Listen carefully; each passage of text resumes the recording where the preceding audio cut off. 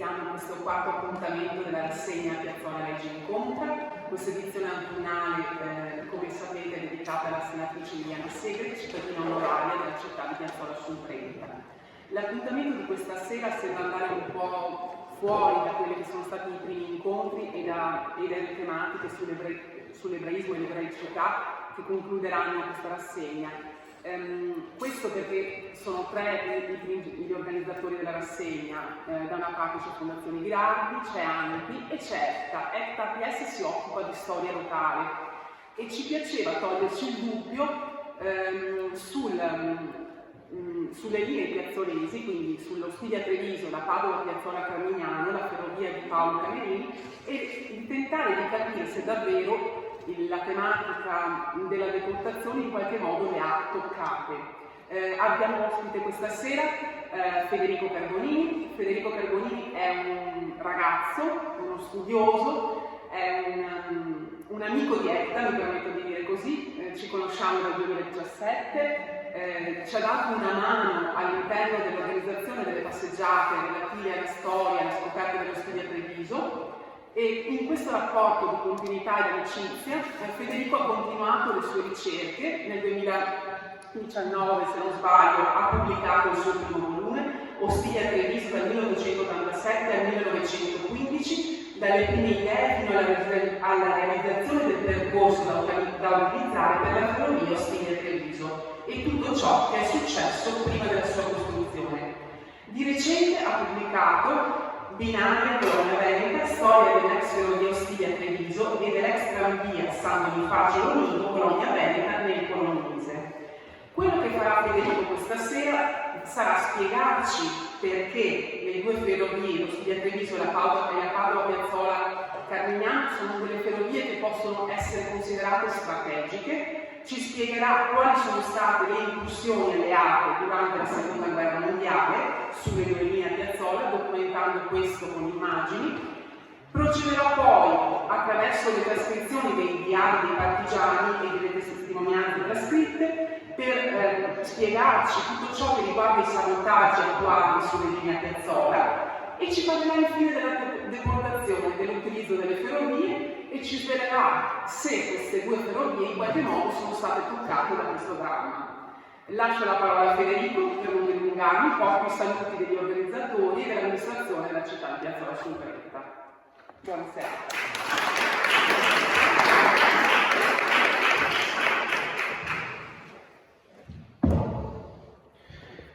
Buonasera a tutti, grazie per essere presenti e grazie agli organizzatori per questa serata, per avermi invitato. Inizierei subito partendo dal mio primo libro, Ostilia Treviso dal 1387 al 1915, perché questo libro mostra anche tra le varie questa cartina che vedete, è una delle tante cartine di studio realizzate prima della Prima Guerra Mondiale, siamo nel 1910, quando dovevano scegliere che percorso far fare a questa Ostilia Treviso. Perché ve la mostro? Perché qui si vedono tre principali percorsi proposti in linea continua, diagonale, vedete, quella poi realizzata, e invece tratteggiato vedete le due scartate per intenderci. E la scelta è ricaduta su quella in linea continua, passante per una metra, perché era quella che rispondeva maggiormente ai requisiti richiesti dallo Stato Maggiore. Cioè in primo luogo l'indipendenza dalle altre ferrovie che c'erano attorno.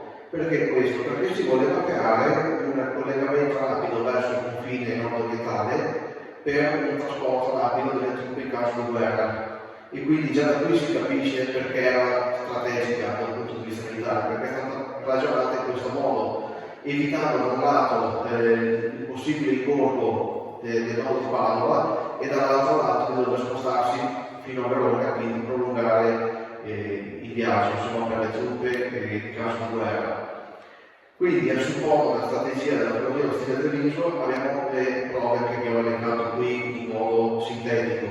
Prima della Seconda Guerra Mondiale abbiamo le discussioni parlamentari avviate nel 1908, come abbiamo appena detto, post il stato soccorso all'allestimento allestito all'interno della stazione di Legnano. La stazione di Legnano era anche stazione dello Studio Treviso, ma già prima che arrivasse lo Studio Treviso, durante la prima guerra mondiale, in quella stazione era stato allestito il primo posto di soccorso della provincia di Verona per i feriti. E quindi già senza lo Studio Treviso c'era una stazione utilizzata anche a questi scopi. E infatti poi anche lo Studio Treviso è stato utilizzato per rifornimenti vari, insomma. E poi la realizzazione del sedile sopraelevato e l'indipendenza del percorso della linea, come aveva già accennato l'indipendenza, il sedile sopraelevato tutto quanto per renderla indipendente sempre dal resto del territorio e un po' al di sopra anche del contesto. E anche la realizzazione del piano caricatore militare ad esempio una zona che mancava prima dell'arrivo dello Studio Treviso, quando c'era la stazione di Boiana. Le prove che ci dimostrano la strategia dello Studio Treviso durante la seconda guerra mondiale, invece abbiamo la realizzazione del valo Veneto tra Sossano e Montegrande da linea Roggia a Ponte di Prambalano. Erano dei fossati anticarro realizzati dall'organizzazione tedesca Todd, appunto, realizzati adiacenti alla ferrovia, quindi questo ci dimostra nuovamente l'importanza militare. I vagoni cisterna colpiti a Minerva e i vagoni cisterna presenti anche a Rosano. Torniamo sempre al discorso dei rifornimenti, quindi i vagoni cisterna contenevano anche carburante che trasportavano sempre i tedeschi durante la seconda guerra mondiale. La stazione di Pupinodese, sede dei membri della missione Ercole, era una missione radio, i membri si erano insediati dentro la stazione dello stile di Ronchi di Pupino e comunicavano via radio appunto agli alleati la posizione dei convogli tedeschi per poi colpirli. E di conseguenza qui anche bombardamenti, interventi di alleati, scotaggi partigiani che, avendo colpito lo Studio Treviso, dimostrano ancora di più l'importanza strategica. Andiamo sull'altra linea, prova supporto alla strategia. Anche qui, discussioni parlamentari all'inizio Novecento. Paolo Camerini era stato amico di Don Evologor era lui che ha proposto lo Studio Treviso. Sviluppi industriali iniziò subito all'inizio Novecento, tutte le industrie che erano raccordate alla linea di Camerini, appunto, l'oificio, la fornace, la Montecatini, le cave di Viaia del Nord. E poi durante la seconda guerra mondiale, anche qui bombardamenti, mitragliamenti, sabotaggi, presidio tedesco all'interno di Villa Conterini, sia per gli spazi sia perché era adiacente appunto alla ferrovia. Alternativa alla tratta Vicenza-Padova, la Padova-Carmignano veniva vista come possibile alternativa in caso di interruzione della tratta Vicenza-Padova che della Venezia, appunto, come linea ferroviaria secondaria, perché comunque era una sorta di deviazione, però un'alternativa valida. Una corsa biserale per riportare ai rispettivi paesi gli operai della Torre di Padova. Torniamo sempre all'organizzazione Todd che appunto vedeva al suo interno operai che erano civili costretti con la forza dei tedeschi a lavorare in questa organizzazione, che andavano a ricostruire tutto ciò che veniva bombardato dagli alleati piuttosto che a costruire infrastrutture sempre a favore dei tedeschi. E poi un trasporto di una decina di milioni di latte fresco da Carmignano a Padova a Latino negli ultimi mesi della seconda guerra mondiale, sempre tornando al discorso dei rifornimenti che venivano trasportati sulle ferrovie. Quindi abbiamo molte analogie tra le due linee, anche se sono linee ben diverse, intersecanti qui a Piazzola. Andiamo ora agli interventi degli alleati, quindi bombardamenti e mitragliamenti. C'è un elenco con anche delle foto, un elenco abbastanza preciso. Primo è quello del 22 settembre del 1944, mattino, sgancio di numerose bombe sul ponte ferroviario su Brenta, al chilometro 78 più 003,28, questo è il chilometro di chilometraggio del ponte su Brenta della ferrovia, riferito alla stazione di Ostiglia che era il chilometro 0. Nel pomeriggio ripetuti i bombardamenti sullo stesso ponte senza colpire l'obiettivo, ucciso il militare della Guardia Nazionale Repubblicana Antonio Peroni. E qui vedete una foto dall'alto dove si vedono i fumi appunto all'altezza del ponte su Brenta in basso e poi gli aerei in alto. Altra incursione, 26 settembre del 1944, secondo bombardamento del ponte su Brenta, attacco operato dai B-25 Lince, li vedete nel disegno come erano questi aerei di motore, degli squadroni 487 e 488 del 340 gruppo. Anche qui nella foto vedete cerchiato il ponte su Brenta, bombardato, della ferrovia sempre lo stile Treviso. Poi andiamo al 20 ottobre del 44, bombardamento e completa distruzione del fabbricato viaggiatori in piazzola Campo San Martino, cioè della stazione dello stile Treviso. Infatti oggi non abbiamo traccia di questa stazione, non c'è nemmeno una foto storica, ovviamente c'è solo il magazzino, tutto è rimasto oggi, qui vedete la foto scattata verso il 1980 di com'era. Danneggiamento grave del cavalcavia ferroviario della linea Padova, piazzola Carmignano, nei paraggi una decina di giorni, appunto dove la ferrovia di Camerini superava lo stile, come vedete nella foto a destra, sopra la linea di Camerini, sotto lo stile Treviso. Altra cosa, foto sempre dello stesso cavalcavia dove si vedono i danni riportati. Andiamo poi al 31 ottobre del 44, terzo bombardamento del ponte su Brenta, operato da alcuni B-26 Maral, sempre dei bimotore, leggermente diversi rispetto ai B-25, qui vedete il disegno. Sempre una foto dove si vedono le buche di bomba adiacenti al ponte su Brenta dello stile Treviso. Questa è la passerella provvisoria che abbiamo costruito, appunto visto il danneggiamento grave del ponte ferroviario, una passerella provvisoria durata pochissimo, sempre per la ferrovia. 31 dicembre del 44, quarto bombardamento del ponte su Brenta, attacco operato da bombardieri medi, danneggiata anche la passerella provvisoria. Anche qui vedete bene il fungo che emerge dal ponte su Brenta dello stile Treviso. Un altro attacco, qui siamo all'8 gennaio del 45, bombardamento e distruzione di parte del materiale rotabile, siamo sulle linee di Camerini in questo caso, non sullo stile Treviso. Danneggiamento del magazzino merci in piazzola su Brenta che era qui dietro, quello della Camerini, e del cavalcavia ferroviario sullo stile Treviso. Vedete un paio di foto, quella a sinistra è il magazzino una volta danneggiato appunto, e a destra vedete un binario che viene danneggiato sempre da questo bombardamento qui adiacente all'attuale campo sportivo. E poi abbiamo il 5 aprile del 45 in notturna, quinto e ultimo bombardamento del ponte su Brenta, attacco operato da Douglas Paventi e B-26 Maral. Il disegno si riferisce all'aereo Douglas Paventi e questo è il ponte su Brenta una volta distrutto completamente, insomma, con tutta la travata metallica in acqua.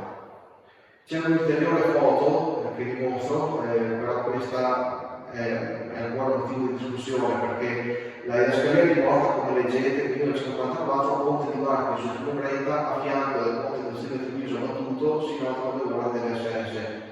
Tuttavia, sì, si vede quella che sembra essere la spalla del ponte dello stile Treviso lì a centro della foto, però quello che manca in questa foto è il corridoio tra le piante a indicarci dove era la ferrovia e quindi questo mi crea dei dubbi. Non riesco a identificare che effettivamente si stava scattata del centro stile Treviso per questo motivo, perché non vedo il corridoio tra le piante, vedo una vegetazione sostanzialmente omogenea e quindi ancora un po' da discutere su questa foto, sulla posizione reale dello scatto, insomma. Questo per quanto riguarda i bombardamenti, i tagliamenti degli alleati, ma non ci sono stati solo quelli, ci sono stati anche parecchi sabotaggi attuati dai partigiani su entrambe le linee. Partiamo da questo, bomba magnetica lanciata da partigiani appartenenti al primo battaglione Stella della Brigata Garibaldi sulla locomotiva 321 detta Ravenna, rientrante al deposito di Piazzola su Brenta la sera del 14 settembre del 44, morto il capofregio dello scambio e feriti i macchinisti. Lì vedete la locomotiva danneggiata appunto da questo sabotaggio. E in sostanza questa locomotiva era una locomotiva che trasportava un convoglio con gli operai della torre di Padova, okay? E è stato appunto sabotato questa locomotiva e 2 giorni dopo, come vedete a destra, il podestà di Piazzola su Brenta ha emesso un'ordinanza perché aveva suscitato molto clamore questo episodio, insomma.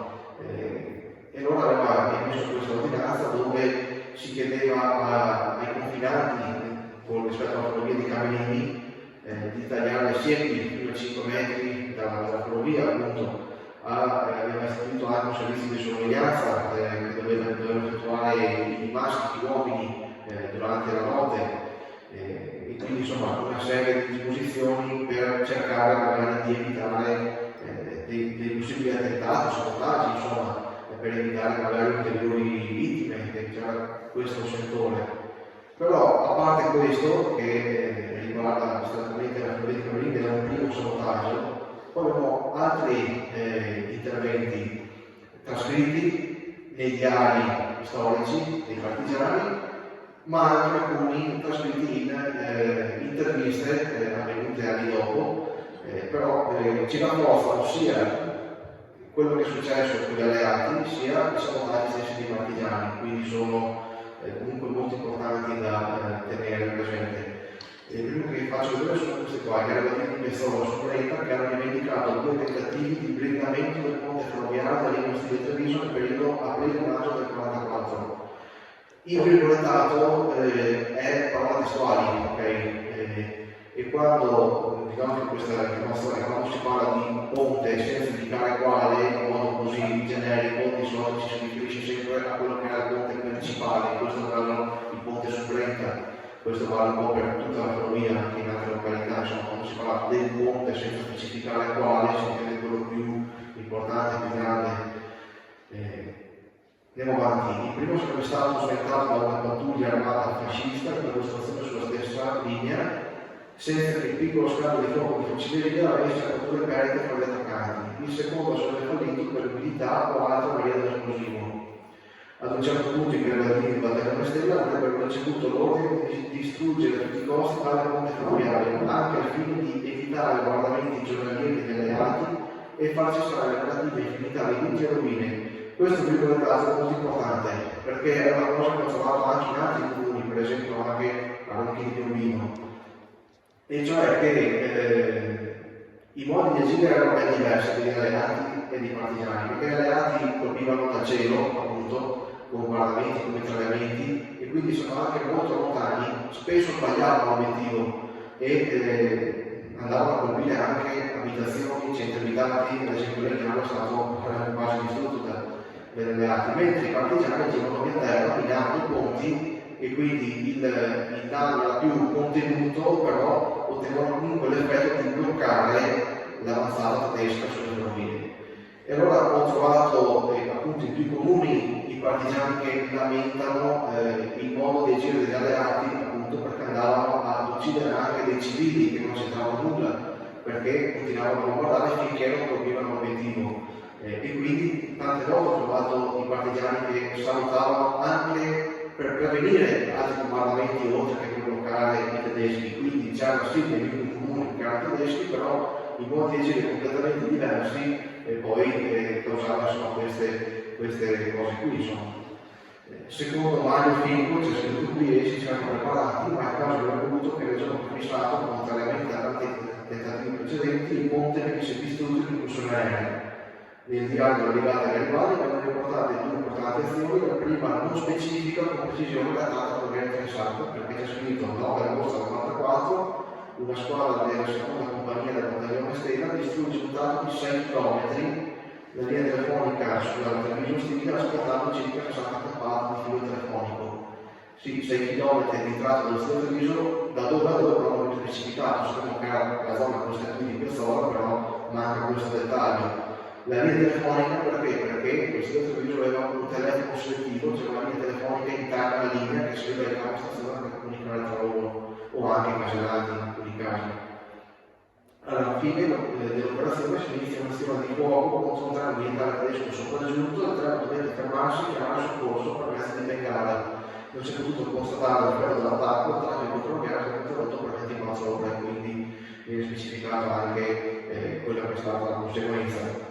La seconda è più specifica, più precisa, 28 ottobre 1944, una squadra di battaglione ferroviaria una mina a Trevignano in un sottopassaggio della linea ferroviaria Stiglia Treviso. Quindi vedete come comunque vengono indicate tutte le azioni compiute. Diario Brigata Chiesa riservato al Duce, nel codice 19 del diario storico della terza Brigata Chiesa, con la trascrizione dei patrioti di Piazzola Tremignon del 2 settembre del 44. Con elementi della seconda compagnia si salutò la ferrovia Ostiglia ascoltando le traversine in legno che usavano per riattivarla. Inoltre si promosse uno sciopero tra gli operai e addetti ai lavori in detta linea, provocando notevole ritardo alla riattivazione. Non viene specificato la motivazione dello sciopero, probabilmente è perché, come dicevo prima, gli operai addetti ai lavori erano quelli appunto assunti dalla TODA, che però avevano orari massacrati e lavoravano in condizioni molto difficili di notte con qualsiasi tempo, insomma, perché erano sotto minaccia da parte dei tedeschi questi civili. A pagina 93 riservato a Duce viene segnalata l'esplosione di 2 ordigni sul ponte ferroviario tra le stazioni di Piazzola ed Assero, provocando la rottura del torresino di sostegno. Anche qui probabilmente si riferiscono al ponte Superentano, che sono specificato. E poi ci sono testimonianze, come dicevo prima, interviste del 1994, la prima quella di Gilles Dumont, che lavorò con la navale di Pesca della ferrovia Ostiglia Treviso. L'intervista rilasciata l'11 aprile del 1994 ricorda che nell'autunno dello stesso anno, 1994, durante i bombardamenti ho lavorato al ponte dello Stiglia sempre per l'organizzazione TOD. Al ponte dello Stiglia si lavorava di notte dalle 7 di sera fino alla mattina dopo. Dopo l'estinzione del ponte l'organizzazione ne aveva costruito un altro di putrelle di ferro e legname. Si era giunti a terminare collaudato per passaggio di una locomotiva e il mezzogiorno successivo a quella stessa notte i bombardieri alleati lo distrussero in un bombardamento estremamente preciso. Quindi qui ci conferma sia la presenza della passerella già vista in foto, sia il fatto che gli alleati l'hanno distrutta con un bombardamento preciso praticamente subito, come ha fatto ora ad essere utilizzata questa passerella da parte dei tedeschi. Testimonianze di Marino Menegale, dipendente della ditta di San Martino di Lupani, incaricata di ripristinare il ponte ferroviario della Sorrenta e di Sedine. Un'intervista sempre rilasciata il 10 ottobre del 1994 ricorda che tra settembre e ottobre del 1944 i bombardamenti americani avevano sganciato centinaia di bombe che, oltre a distruggere il ponte ferroviario, avevano sconvolto tutta la zona attorno a Terrapino e dai Volti. Per Volti intendono quei ponti che ci sono tra Piazzola e il ponte Subretta, ce ne sono 3 ancora oggi presenti, appunto, che hanno tutti i volti appunto a sorreggerli. Erano ponti costruiti non perché dovesse passare un fiume sotto o delle strade particolari, erano ponti realizzati in caso di esondazione del 30, così il filato poteva defluire senza impattare contro il sedile della ferrovia. Quando si parla di volti si riferisce a quei ponti lì che esistono tutt'oggi, insomma. I cratere aperti delle bombe erano impressionanti. Io credo che queste entrassero nella terra più in profondità ed esplodessero in seguito, provocando un vulcano di terriccio. Dentro ci poteva entrare un palazzo ed erano talmente profonde che spesso dislogava l'acqua. Quando iniziavo il lavoro per riempire le buche eravamo oltre 100 operai, ma queste erano così grandi che si progredivano molto lentamente. Dopo il bombardamento di ottobre che aveva distrutto il ponte, gli alleati lasciarono un periodo di tregua di circa un mese e mezzo, durante il quale i tedeschi si misero in testa di costruire una passerella provvisoria in ferro e legno sul fiume e di riparare il terrapieno danneggiato sulle Volti, ma i ricomitori alleati vigilavano e al colmo della belva, lo stesso giorno in cui le passaggio sono terminate con l'Aulata, con il passaggio di una locomotiva, vennero bombardieri di distruzione, quindi conferma che anche lui la presenza della passerella è un bombardamento immediato. Nella stessa intervista, Torino parla anche del 27 dicembre del 1944, quel giorno centinaia di persone lavoravano a orientare il terrapieno ferroviario. Io con la mia squadra mi trovavo in prossimità del volto più lontano dal ponte sul Trento, sempre, in corrispondenza delle case Antonione e Cabrelle, alzando gli occhi al cielo con l'esplosione dei bombardieri che, provenendo da mattina, quindi da est, si metteva in linea con la ferrovia da bombardare. Io mi buttai in un fosso, in un attimo giunsero le bombe e io mi trovai completamente sepolto dalla terra. Passata l'ondata dei bombardieri, i compagni di lavoro iniziarono a ricerca dei dispersi, un altro momento di ritardo sono stato fatale. Quindi molto forte anche la sua testimonianza. Altre due, Umberto Cabrelle, sempre intervista del 94, disse che i bombardamenti di settembre-ottobre avevano distrutto il ponte sullo Stiglia e i tedeschi avevano progettato di abbandonare il vecchio tracciato ferroviario e costruire un nuovo ponte circa 1 chilometro a sud e quindi non ho massicciato il collegamento col vecchio tracciato, la quale in corrispondenza di casa mia passava circa 200 metri a sud dei Loti. Questa qui è l'ultima testimonianza, tra virgolette, recente del 94, perché poi ci sono altre 3 testimonianze, ma sono tutte e 3 trascritte sempre nei diari storici dei partigiani, in questo caso piccolo tedesco, terzo battaglione rampante, in quel diario il comandante ha trascritto che i membri della sua compagnia di Piazzola Sorrento contribuirono molto a smontare il ponte della linea Ostiglia Sorrento a Campo San Piero e la passerella che era sostituita dal ponte. Le ultime testimonianze sono queste, trascritte sempre nei diari. Callegari Mario, comandante della seconda compagnia Tremino, ha scritto che si salutò la linea ferroviaria Ostiglia in via di attivazione con la posa dei elementi della nuova compagnia. Una sera seguente riuscimmo a disarmare 2 tedeschi con una carretta militare e la smontava dalla carretta 70 kg di plastica, che ci servì a salutare la linea Ostiglia e poi la quadra Piazzola Sorrento. L'ultima è una testimonianza congiunta, abbiamo Rossi Pietro, comandante della quarta compagnia di Pieve di Puzzarolo, Peruzzo Guerrino, comandante del battaglione, Callegari Mario, vice-comandante del battaglione, indicano un presidio tedesco addetto ai lavori della ferrovia di Treviso. Poi, oltre a riportare la stessa indicazione già vista sul diario di Brigata Chilo, scrivono che il 13 marzo del 1944, dopo aver fatto fuggire i repubblichini con una sparatoria a nottetempo, si riesce nella distruzione totale della cabina telefonica sul ponte Ostiglia Treviso, perché oltre ad esserci la linea telefonica interna, ogni tanto c'era una garita telefonica appunto per servire questa linea. Il 21 dicembre del 1944, ospitato dall'arma aerea, tale di 4 vittori della congiunzione passerella supplente della ferrovia. Numero 2 accostamenti binari con binde sul tratto Piazzola sulla linea Treviso in tempi successivi. Il 17 novembre del 1944 l'esame di 5 tedeschi lavoratori della ferrovia.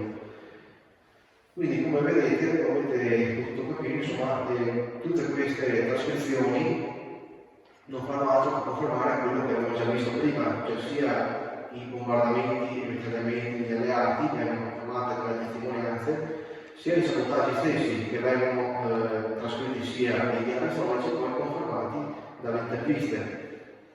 E le interviste erano che magari davano dei dettagli ulteriori, appunto, perché ognuno ha il proprio vissuto e quindi ha il proprio ricordo rispetto a quello che possiamo trovare magari nei diari piuttosto che addirittura sui rapporti degli alleati, che poi sono ancora più generici perché comunque parliamo di ciò che vedevano dall'alto.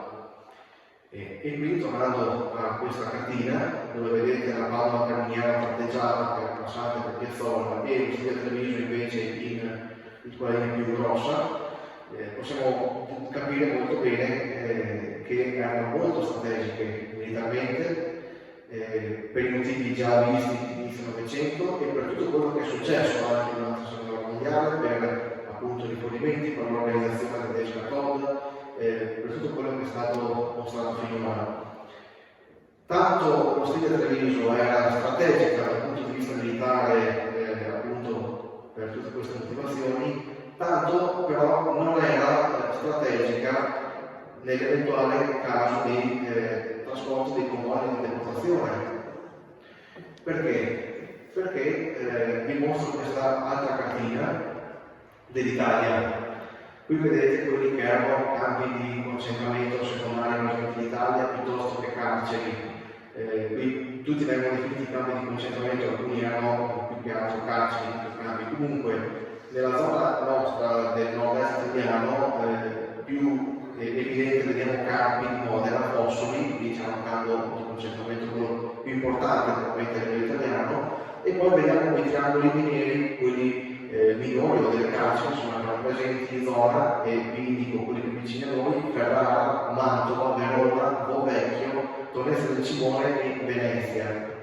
E partiamo da una prima intuizione logica.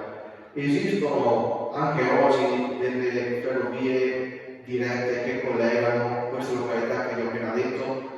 Non tutte, ma la maggior parte sì, perché da Ferrara a Modena c'è la ferrovia, quella che passa da Bologna, poi da Modena a Carpi di Modena c'è la ferrovia che fa Carpi, Suzzara, Mantova, Verona, e da Verona, con la Milano-Venezia, passiamo non lontani da Bovecchio e da Venezia. l'unica che resta ben esclusa è Trieste del Cimone perché è tanto più a nord, ok? E quindi già da qui la domanda è perché non abbiamo quindi dovuto utilizzare lo stile Treviso avendo delle linee dirette che collegavano già tutti questi punti. Tuttavia il dubbio da cosa nasce? Nasce dal fatto che 11 anni fa, vedete qui le foto, è stata proposta la giornata della memoria a Colonia Veneta, alla vecchia stazione di Colonia Veneta. Un gruppo di persone si erano riuniti e avevano proposto la giornata della memoria, vedete qua anche dei vagoni presenti. Intanto questi vagoni, ci tengo a dirlo, non sono vagoni rimasti lì dai tempi delle ferrovie, perché qualcuno che si faccia le sue Treviso qua probabilmente vede questi cari che rispetto a queste foto la sono distrutti, perché tra vandali, tra metro, sono i quali vanno avanti da 10 anni, per cui sono semi-distrutti, però quando arrivano lì persone novizie dell'argomento pensano guarda ci sono dei carri rimasti lì dai tempi della chiusura della ferrovia. No, sono stati fatti rimanere lì appositamente per fare delle manifestazioni appunto circa 12 anni fa. Non sono carri dello stile Treviso, sono sì dei convogli che hanno fatto i loro viaggi a suo tempo, ma non sullo stile Treviso nessuno di due, tanto più che oggi c'è un problema che lì deve passare la ciclabile e il comune non sa come togliere questi convogli perché non l'hanno completato attualmente, insomma sono di nessuno e sarebbero anche da modificare, per cui anche con la normativa lì. E allora sono totalmente favorevole a organizzare la giornata di memoria ovunque, anche sulle stazioni di Treviso e su qualsiasi stazione per ricordare quello che è successo. Il punto non è questo, il punto è che vi faccio vedere gli articoli che sono usciti in merito a quella giornata lì. Gli articoli parlano della ferrovia degli ebrei come titoli, oppure altri titoli, il problema che c'è per quest'anno c'è la ferrovia della memoria, delle truppe della fronte agli ebrei deportati in Italia, i binari della memoria, le ferrovie della memoria sono deportati. Perché questi titoli? Perché si sono affidati a un personaggio che era presente con il gruppo di Colonia Veneta, il quale ha falsificato letteralmente documenti e foto pur di dire che erano passati questi convogli alla stessa Treviso. Perché l'ha fatto? Perché sperava di ottenere dei finanziamenti dall'alto. Questo lo so perché ho parlato con quelli che erano vicino a lui, insomma io non ho fatto a conoscerlo, però perché poi è sparito nel momento in cui hanno appurato che era una montatura, quella che aveva portato avanti, il personaggio è sparito e non c'è più neanche un numero lì. Però di fatto aveva falsificato appunto documenti e foto per dire che erano passati da lì per motivi suoi di interesse suo personale, insomma, quindi una cosa abbastanza brutta perché ha strumentalizzato un episodio tragico per avere un porto racconto sul campo del fatto che giustamente la comunità ebraica aveva supportato la Santa Memoria, come è giusto che sia, insomma, per darvi delle prove, quella a sinistra è una foto originale. Vedete la stazione di Colonia Veneta e in primo piano sotto c'è la moderna postazione con i figli. E questa persona ha pensato per tagliare la foto e starci Mussolini davanti per dire che è passato anche Mussolini a Colonia Veneta, no? Oppure anche qui a sinistra le stazioni di Milano sono incontrati Hitler e Mussolini, no, è una foto che anche lì ha tagliato, modificato leggermente, in realtà passo del Breno 18 marzo del 40. Per cui ecco, questa cosa qui insomma affidabilità zero voglio dire su quello che è stato detto a Colonia Veneta all'epoca. Però qual è il punto? Che da quel momento lì sono iniziate a girare le voci. Sono 10 anni che studio sia Treviso, sono 10 anni che trovo persone che mi dicono ma è vero che sono passati i convogli di deportazione della Sia Treviso?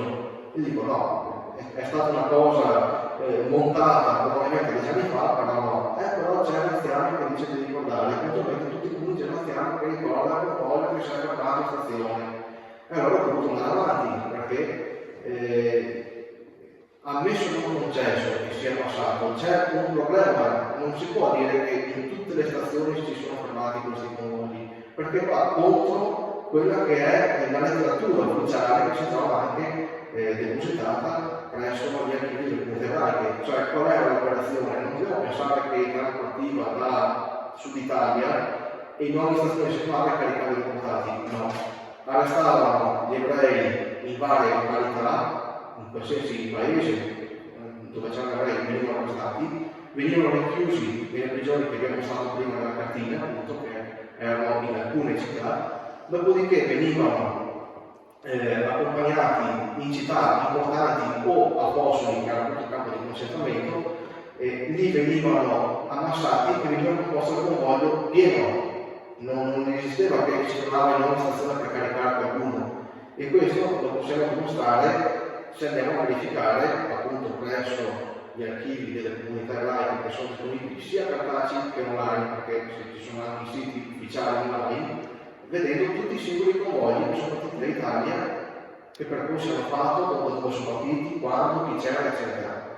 E quindi ho fatto anche questo tipo di ricerca.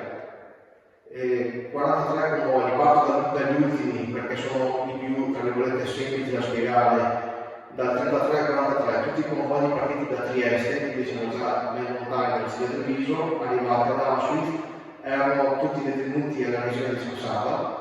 Vedete i numeri di matricole, i numeri di matricole sottolineati erano deportati politici. E qui ho segnato, indicato sotto, perché ho cercato ogni singolo comune dello Stilia Treviso presso gli archivi per vedere quali possibili collegamenti ci fossero. All'interno del convoglio 33D, il primo che vedete in questa taverna, c'erano 2 arrestati di Campo San Piero che erano detenuti a Villa Conterini Giovanelli di Merdino Vecchio. Però appunto non sono stati caricati sul centro, sono partiti da Trieste poi come convoglio. E il convoglio 42T c'erano 6 arrestati di Grisignano di Zocco, e poi abbiamo arrestato a Treviso il 1 agosto del 44, detenuto a Trieste e Vigera Consava, però non sappiamo il convoglio 1 di agosto, per cui sicuramente dopo il 33, non prima, perché appunto sono in ordine cronologico. Andiamo avanti, convogli dal 21 al 32, il 32 lo vedete iniziato in rosso perché è stato annullato. Tutti gli altri dal 21 al 31, anche questi tutti partiti da Trieste, arrivati da Auschwitz, detenuti sempre alla regione Consava, matricole sottolineate erano sempre deportati politici. Andiamo a quelli più vicini a noi come zona, non come data, perché andiamo sempre più dietro come data poi. Convogli dall'11 al 20. Allora, quelli evidenziati in giallo erano un trasporto multiplo, per quello sono evidenziati, sono divisi in 4, ma era un trasporto multiplo. 2 partiti da Verona, 2 da Carpi, 14 e 17 da Verona, 15 e 16 da Carpi, di fatto perché in quel momento lì è stato chiuso il campo di Fossoli, come vedete nel convoglio 18 chiuso Fossoli, perché era stata colpita la ferrovia che passava da Fossoli, infatti il 18 sono partiti direttamente da Bolzano e più a nord, ok? E il trasporto multiplo del 14 e 17 è passato da Verona e da Padova, quindi Carpi di Modena, Fossoli, Suzzara, Mantova, Verona, e da lì Milano, Venezia, Vicenza, Padova. Quindi possiamo dire che è passato dalla stazione di Grisignano di Zocco, che era anche stazione di Treviso, ma non con Treviso, per Milano, Venezia. I primi 3 che vedete in questa taverna, l'11 partito sempre da Carpi, è arrivato a Bergen Belsen, luoghi di detenzione vari, perché appunto erano in varie carceri diverse, prevalenza di libici in questo caso. Il convoglio 12 partito da Milano era prevalenza turchi, e poi abbiamo un altro convoglio 13 partito da Carpi e arrivato ad Auschwitz, anche questo è passato da Verona. Vi faccio notare anche le date: partenza, arrivo, convoglio 11 partito il 16 è arrivato a 20, il 12 partito 19 è arrivato a 23, il 13 partito 26 è arrivato a 30. Questo per dirvi cosa? Ci piegavano pochissimi giorni. Quindi non essendo che freccia rossa, perché siamo i primi anni 40, è sbagliato, non può essere che si chiamava una nuova stazione, perché appunto altrimenti potevano arrivare in questi pochi giorni, considerando anche che erano carichi di persone, quindi non potevano neanche correre così tanto a un certo punto. Infatti qualcuno ha fatto qualche sosta in campi minori fuori Italia, però la maggior parte poi andavano spediti, insomma, per metterci così pochi giorni. Anche qui, convoglio 14, un arrestato di Treviso. Da Padova, anche qui sono partiti i prigionieri di Villa Conterini Giovanelli di Milano Vecchio, quella villa lì che esiste tuttora, è stata trasformata in prigione, c'erano una sessantina di deportati e poi sono stati appunto fatti partire, in questo caso nel convoglio 14 e altri che erano stato prima. Nel convoglio 16 c'era anche un arrestato di Treviso, sempre parlando di comuni dello Stilia Treviso, ma è soltanto per dire appunto che è stata fatta questa ricerca. erano arrestati in questa località, ma non perché passavo sia Treviso, abbiamo elencato quelle per far vedere, insomma. Convogli dall'1 al 10, qui abbiamo più varietà di partenze, abbiamo 7, 8, 9, 10 sempre partiti da Campi di Modena, Fosso di Campo, il 7 principalmente erano detenuti a Cimitella Firenze, mentre gli altri erano detenuti in una località. Anche qui il 7 aveva prevalenza di libici, gli altri 3 passati da Verona, per cui esclusa anche qui lo Stile Treviso, perché Verona è già più a nord, appunto. Il convoglio numero 6, quello dove c'era la Milan Segre, partito da Milano e andato ad Auschwitz, passato anche su a Verona, il 5 anche su Milano Verona, il 4 partito da Borgo San Dalmazzo, Cuneo in Piemonte, e questo addirittura è passato da Drancy, quindi è andato in Francia prima di andare verso Auschwitz. Il 3 è partito da Firenze e arrivato ad Auschwitz, quello più erano stranieri, il 2 è partito da Roma, il luogo di raccolta collegio militare di Roma, e l'1 è partito da Merano a Bolzano. Merano è il luogo di attenzione a casa Balilla, con sosta che come vedete intermedia a Leichenau. Un altro discorso, il 7 aprile del 1944 è stata bombardata era già solo la stazione ferroviaria di Treviso. Quindi anche da questo tutti quelli che sono partiti dopo il 7 aprile del 1944 sono esclusi sullo Stile Treviso, perché se hai tratto la linea è da vedere, insomma, che prima del 7 aprile del 1944 abbiamo pochi convogli di fatto, come vedete qui abbiamo i primi 8, però sono tutti esclusi perché i 7 e 8 partiti da Modena hanno fatto il solito giro a Togo allo Stile Treviso, quindi passando da Verona.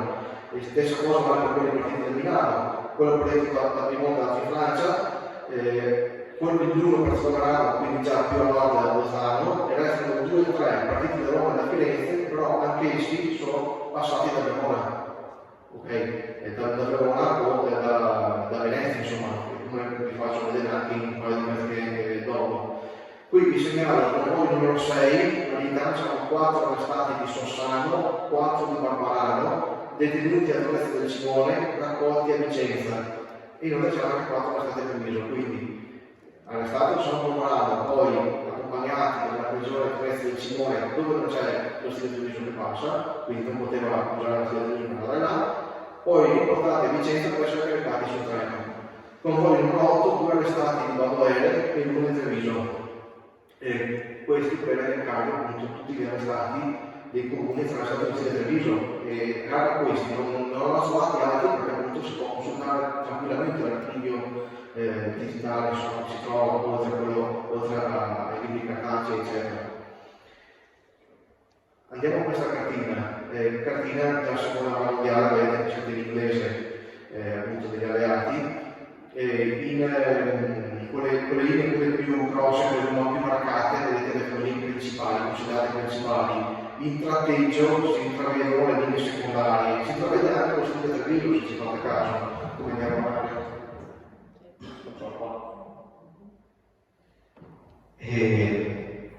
questo per dirvi cosa, perché faccio vedere questa cartina.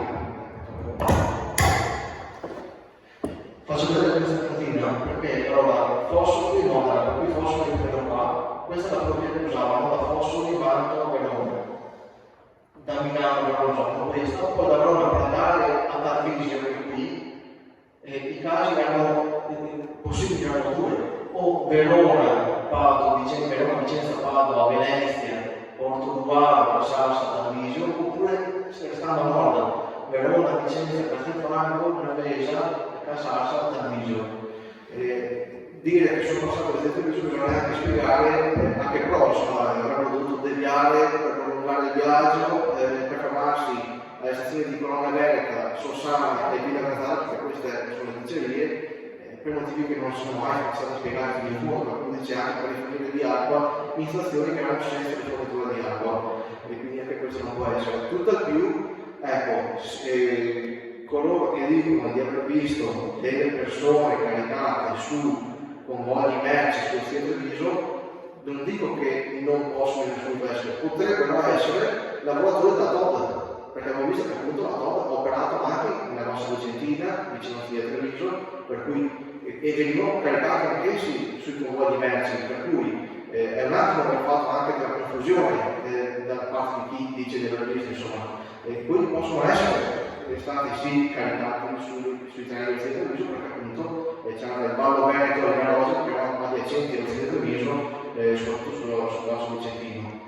Altre due cartine sempre sulla deportazione. Qui vedete a sinistra un convoglio partito da Firenze, proprio indicato il percorso Firenze Fosso di Verona.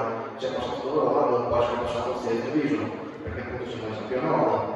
A destra una cartina leggermente diversa, ma sempre dello stesso tipo, insomma vediamo i convogli partiti da Fosso e da Milano passati tutti da Verona. Un'altra cartina, qui vediamo un convoglio partito da Roma a Firenze e poi indica Bologna e Venezia, quindi da Bologna a Padova per intenderci, e se no da Fossoli, Verona, Venezia di nuovo. E poi da Venezia, come dicevo, appunto andava verso Trieste, in questo caso qua, perché parliamo delle deportazioni tra ottobre 1943 che sono le prime. Ma non contento di questo, ho approfondito ancora di più. Ho detto, voglio essere ancora più sicuro di quello che vi sto dicendo, insomma, e quindi che non sono passati, dandomi ulteriori elementi. Ho repertato questo documento. Servizio ferroviario veloce Italia Germania è stato del 39, siamo 4 anni prima rispetto alla deportazione. Quali erano considerate le linee veloci tra Italia e Germania nell'estate del 39? Roma, Firenze, Bologna, Fossoli, questa qui è la Fossoli, Mano, Verona, Venezia, oppure Bologna, Padova, Venezia. Quindi è la stessa che abbiamo visto nei convogli di deportazione. Già 4 anni prima non sono state queste linee veloci. Pensate che addirittura su questa cartina, come vedete, non è indicata la Bologna-Verona, che è la linea del Brennero, che al nostro pensiero è quella più diretta. Loro consideravano più veloce per il servizio ferroviario da Bologna, Modena, Suzzana, Mantova e Verona, e poi la Venezia fino appunto a Venezia, e quindi passati dalla stazione di Signore.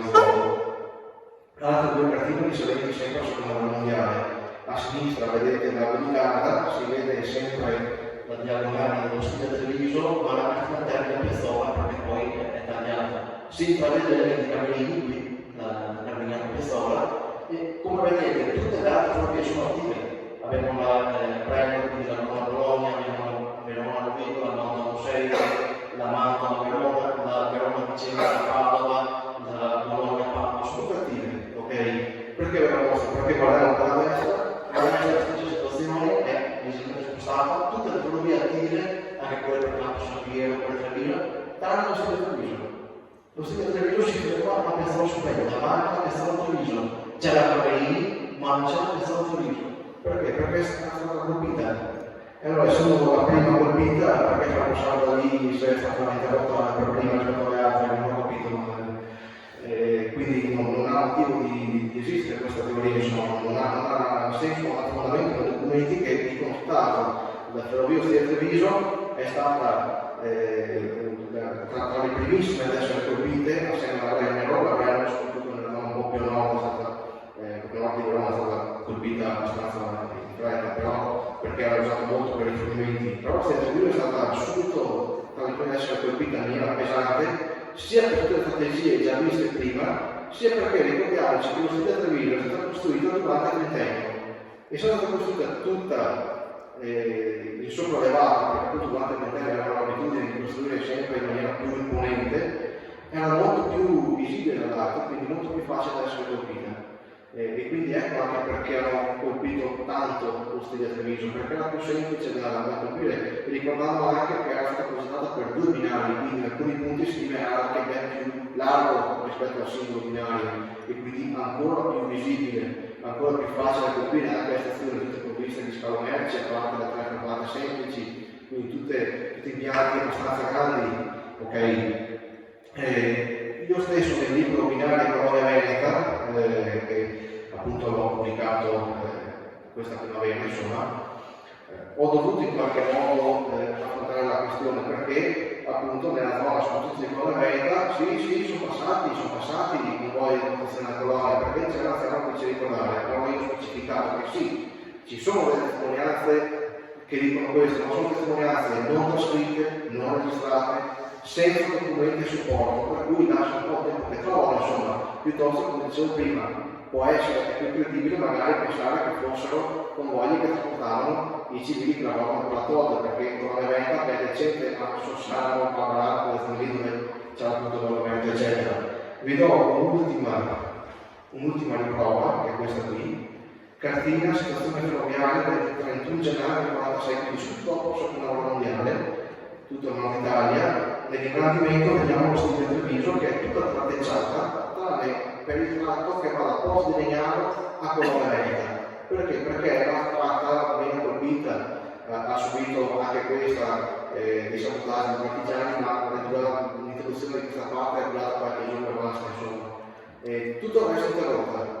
Poi vediamo sì, interrotta anche tra Vicenza e Cittadella, la ferrovia, per esempio, oppure un tratto tra Monselce e Olivo, ma queste due date che ho appena citato sono state interrotte dopo rispetto a Treviso.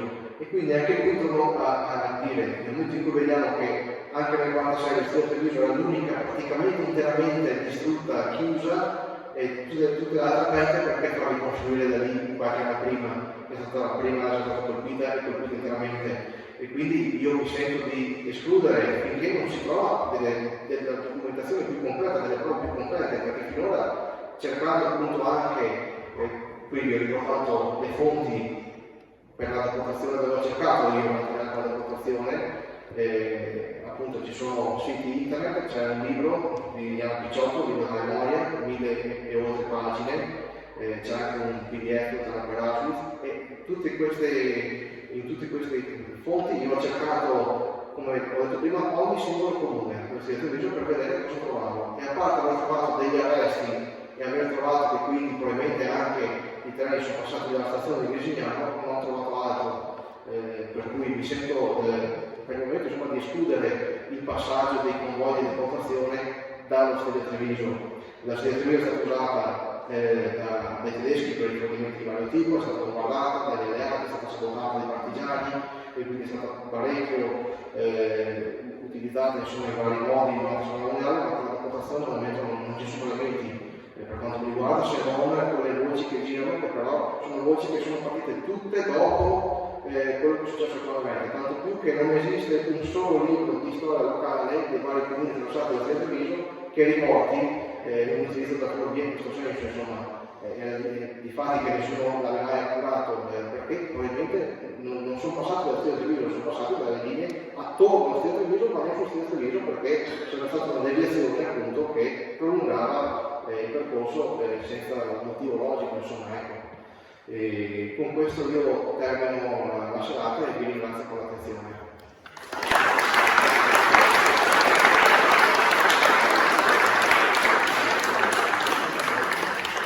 Mi sento di ringraziare Federico per questo approfondimento, perché a volte spiegare la storia locale per chi lo fa come associazioni volontarie non è facile, non è semplice, quindi ringraziamo Federico che tutto il pubblico, anche i vocaliari, insomma persone che per noi sono fondamentali per andare a cercare le cose che a volte senti raccontate, senti detti da parenti, però non hai una verità tangibile, e quindi nel raccontare, nel voler raccontare un territorio troviamo sia importante poterci affidare a persone che magari l'hanno scandagliato, e ringraziamo Federico per averlo fatto così bene. In questi mesi ci siamo sentiti, ci aggiornava sulle ricerche, ci aggiornava sull'aver anche spostato un po' quelli che erano i suoi studi, i suoi impegni. Ricordiamo che da poco ha vinto anche 2 premi per un altro saggio sullo stile a Treviso, quindi lo ringraziamo ancora di più perché in un momento in cui era impegnato in altro si è dedicato a noi organizzatori in questa cosa, in questa ricerca.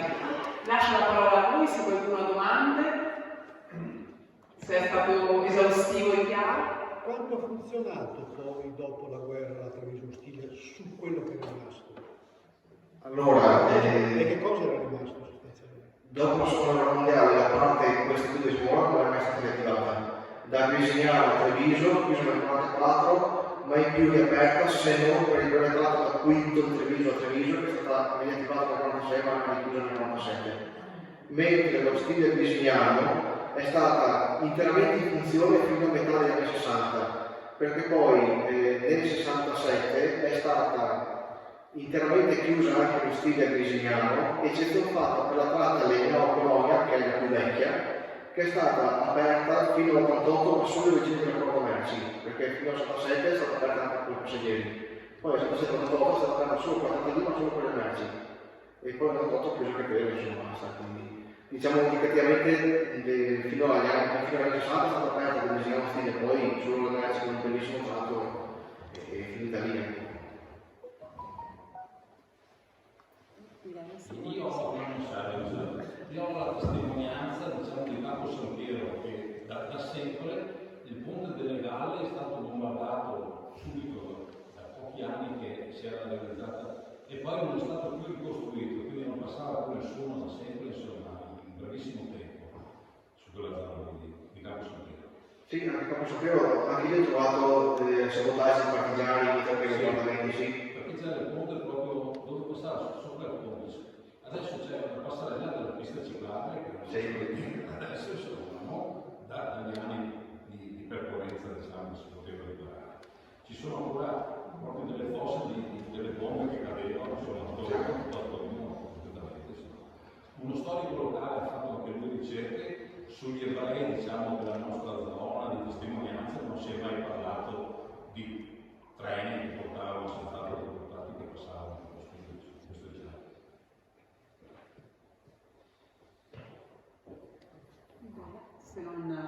Se non ci sono altre domande, noi vi salutiamo, ricordandovi che le pubblicazioni di Federico sono disponibili all'ingresso nei tavoli d'accoglienza, per cui chi avesse piacere può, eventualmente Federico poi si sposterà lì per fotocopi.